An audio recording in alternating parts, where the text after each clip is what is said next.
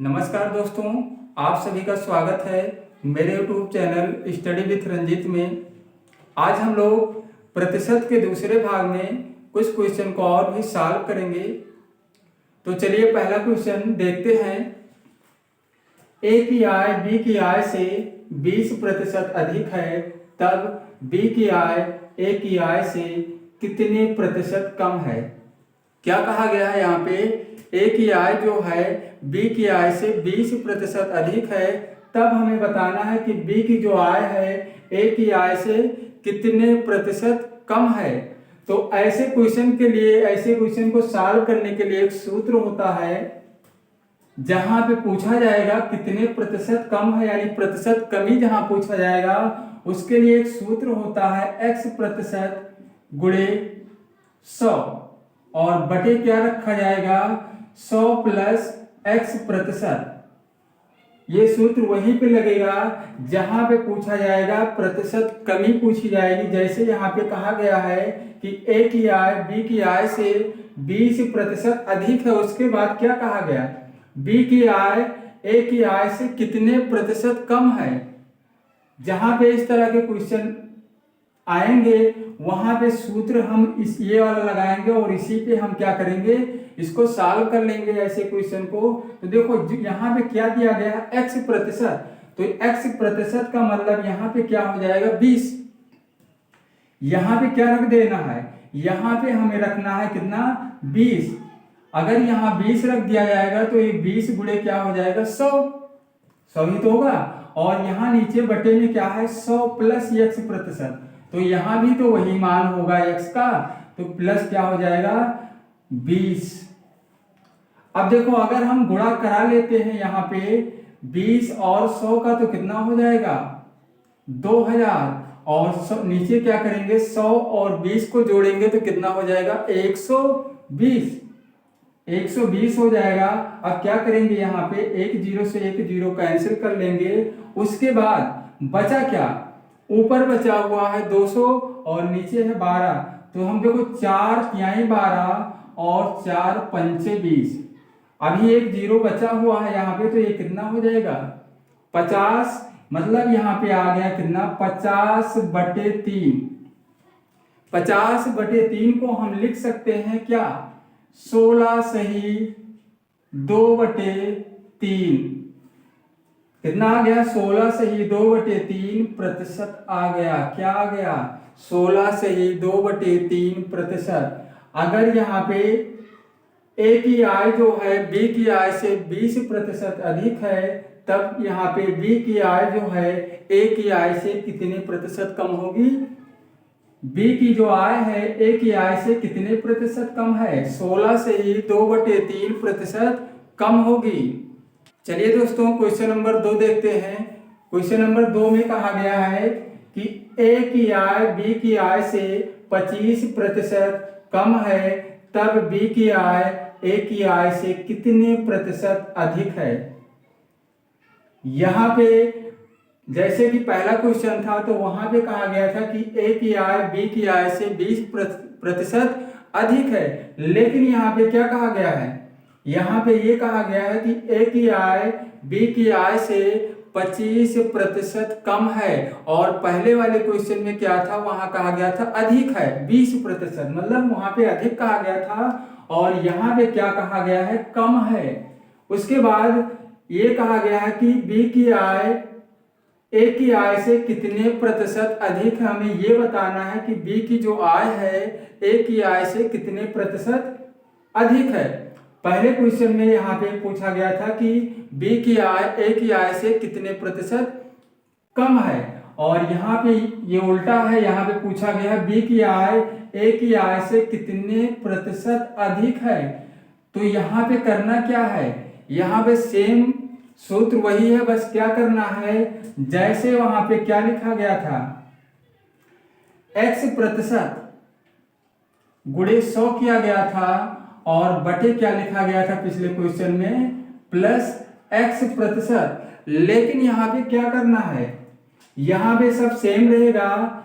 ये क्या करना है इस क्वेश्चन में, यहाँ पे करना है x प्रतिशत इस क्वेश्चन की बात हो रही है, पिछले क्वेश्चन में ये सूत्र लगाया गया था और इस क्वेश्चन में क्या करना है, x% गुणे 100 करना है और बटे यहां पे जो लिखा गया था 100, क्या लिखा गया था, यहां पे लिखा गया था 100 प्लस x%, यहां पे हमें क्या करना है, माइनस करना है। क्या करना है, माइनस करना है। अब देखो यहां पे अगर यहाँ पे x का मान हम ले लेते हैं कितना, 25, कितना 25, और गुणे क्या कर देते हैं 100, और बटे यहाँ पे 100 में से क्या करेंगे, 25 को माइनस करेंगे, 100 माइनस 25, तो यहाँ पे कितना आ गया 25, ये हो जाएगा 2500, ऊपर कितना हो जाएगा 2500, और नीचे क्या बचेगा, नीचे बचेगा 75, कितना आएगा 100 माइनस 25,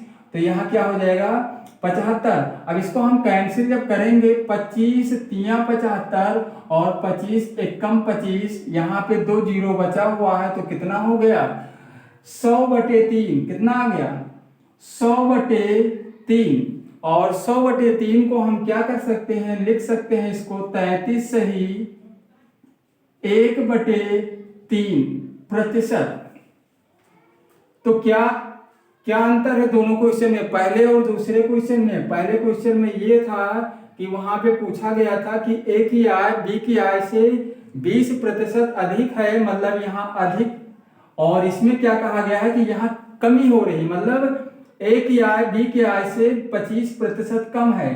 तो यहाँ पे कुछ नहीं करना है, दोनों में सूत्र सेम लगाना है, बस जहां पे कहा जाएगा अधिक है वहां करना है प्लस, और जहां कहा जाएगा कम है वहां पे क्या करेंगे, माइनस लगाएंगे। इसमें क्या कहा गया था, इसमें ये कहा गया था कि ए की आय जो है बी की आय से 25% कम है, तो यहाँ क्या करना है, यहाँ हमें माइनस कर देना है, और उसी तरह इसको निकाल लेंगे जैसे कि पहले क्वेश्चन को हल किया गया था, सॉल्व किया गया था। तो यहाँ भी यहाँ कितना आ गया, बी की आय ए की आय से कितने प्रतिशत अधिक है, तो 33 से ही 1/3% अधिक है। बी की जो आय है ए के आय से 33 से ही 1/3% अधिक होगी।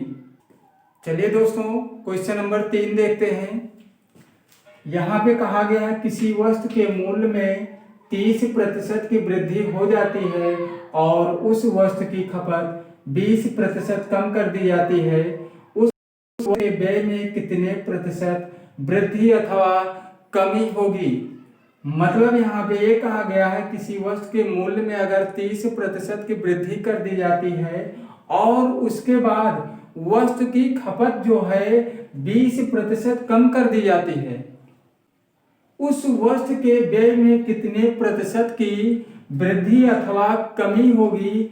तो यहाँ पे देखिए, यहाँ पे क्या हो रहा है कि 30% की वृद्धि हो रही है। क्या हो रहा है यहाँ पे, मतलब उसके मूल्य में जो है 30% की वृद्धि कर दी जाती है, उसके बाद वस्तु की खपत जो है, खपत को क्या करते हैं 20% कम कर देते हैं। तो देखो अगर इसको हम मान लेते हैं कि क्या है ये, इसे वृद्धि हो रही है तो इसे हम प्लस मान लेंगे, प्लस, और ये क्या हो गया माइनस।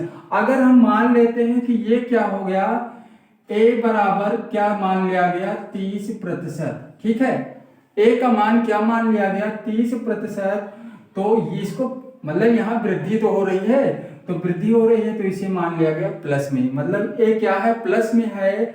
और अगर बी को मान लिया गया क्या, बी क्या मान लिया गया 20%, 20% को क्या मान लिया गया बी, तो बी क्या है कम, यानी इतनी खपत यहाँ कम कर दी जाती है, कम कर दी जाती है, तो इसको हम माइनस में ले लेंगे, किसे, बी को क्या लेंगे माइनस में लेंगे। अब देखो इसको सॉल्व करने के लिए एक सूत्र यहाँ बन जाएगा ए माइनस बी, मतलब ए प्लस में है और बी माइनस में है, उसके बाद माइनस ए बी बटे क्या हो जाएगा 100, एक सूत्र होता है ये, और इसी पे हम सॉल्व कर लेंगे इसको। अब देखो ए क्या था प्लस में था तो प्लस में लिया गया और बी माइनस में, अब माइनस यहाँ भी आ गया, क्यों आ गया, इसलिए क्योंकि यहाँ पे क्या लिखा हुआ है ए बी, तो ए और माइनस बी का गुणा कराया गया तो माइनस ए बी तो आएगा, इसीलिए इसके आगे क्या लगा दिया गया माइनस। तो इसी सूत्र पे इसको हम हल करेंगे, इसी पे सॉल्व कर लेंगे और आंसर आ जाएगा। तो देखो a का मान क्या था, a का मान 30 है और माइनस b लिखना है, तो b का मतलब क्या हो जाएगा 20 और माइनस ab का मतलब 30 गुणे क्या हो जाएगा 30 गुणे 20 और बटे क्या रख देना है, बटे में कर देना है 100। अब देखो यहाँ पे अगर हम 30 में से 20 माइनस कर लेंगे तो कितना आ जाएगा, 30 में से 20 माइनस करेंगे तो 10 आ जाएगा। अब यहाँ देखिए 30 और 20 का जब गुणा कराया गया तो कितना आ गया 600 बटे 100, कितना आ गया 600 बटे 100 आ जाएगा। उसके बाद करना क्या है 100 एक कम 100 और 100 छक्का कितना आ जाएगा, केवल यहाँ पे आ जाएगा 6, 10 माइनस 6 यानी यहाँ पे कितना आ गया 4%, कितना आ गया 4%। अब यहाँ पे देखो, यहाँ पे ये पूछा गया था कि वृद्धि अथवा कमी होगी, यानी वृद्धि होगी उसके व्यय में क्या, उसके व्यय में वृद्धि होगी अथवा कमी होगी। तो हम कैसे पता करेंगे, क्योंकि हमारा जो आंसर आया है किस में आया है, प्लस में है, ये संख्या धनात्मक में है, मतलब धनात्मक है, तो यहाँ पे प्लस में आ गया है 4, तो ये क्या हो जाएगा वृद्धि हो जाएगी, मतलब 4% की क्या होगी वृद्धि। अगर यही जो 4 आया है, अगर ये -4 आता तो क्या लिखते 4% की कमी। चलिए दोस्तों क्वेश्चन नंबर 4 देखते हैं। अब यहाँ पे कहा गया है यदि x का 35% 735 है तो x का 80% क्या होगा। मतलब यहाँ पे क्या दिया गया है, x का 35%, ये तो कहा गया है कि x का जो 35% है वो कितना है 735। उसके बाद क्या पूछा गया है कि x का 80% क्या होगा। तो पहले हमें x का मान निकालना पड़ेगा और वो मान यहां से हम निकालेंगे। x गुणे क्या हो जाएगा 35 बटे 100 हो जाएगा, कितना x गुणे 35 बटे 100 बराबर 735। अब देखो यहाँ पे 100 का गुणा इसमें करा लेंगे तो ये कितना हो जाएगा x गुणे 35 बराबर 735 में जब गुणा कराया गया 100 से तो 73,000 क्या हो जाएगा 73,500, कितना आ जाएगा 73,500। अब देखो x बराबर क्या हो जाएगा 73,500 बटे कितना हो जाएगा 35, मतलब 35 जब इधर लेकर आएंगे तो ये भाग हो जाएगा, क्योंकि यहाँ इसके साथ गुणा हो रहा था, किसके साथ x के साथ।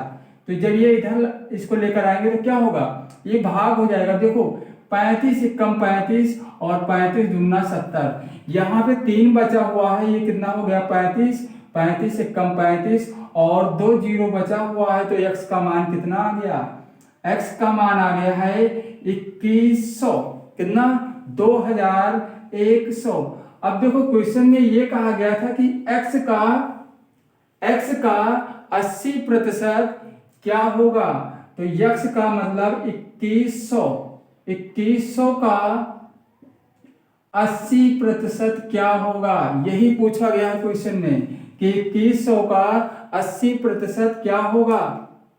तो यहाँ पे क्या करना है 2100 गुणे हमें क्या लिखना है 80 बटे 100, क्या लिखना है 2100, मतलब यहाँ 2100 का क्या हो जाएगा 80%, तो करना क्या है यहाँ पे 2100 गुणे क्या कर देंगे 80 बटे 100, 2 जीरो एक यहाँ से कैंसिल हो गया, तो क्या बचा केवल बचा यहाँ 21 गुणे 80, और 21 और 80 का गुणा कराएंगे तो कितना आ जाएगा 1680, कितना आ जाएगा 1680। मतलब x का 80% कितना होगा 1680, इसका आंसर आ जाएगा, क्योंकि यहाँ पे x का मान आया था 2100, मतलब यही हुआ कि 2100 का 80% क्या होगा, तो 2100 का 80% यहाँ हो जाएगा कितना 1680, यही आंसर आ जाएगा। तो आज के वीडियो में बस इतना ही। फिर मिलते हैं अगले वीडियो में।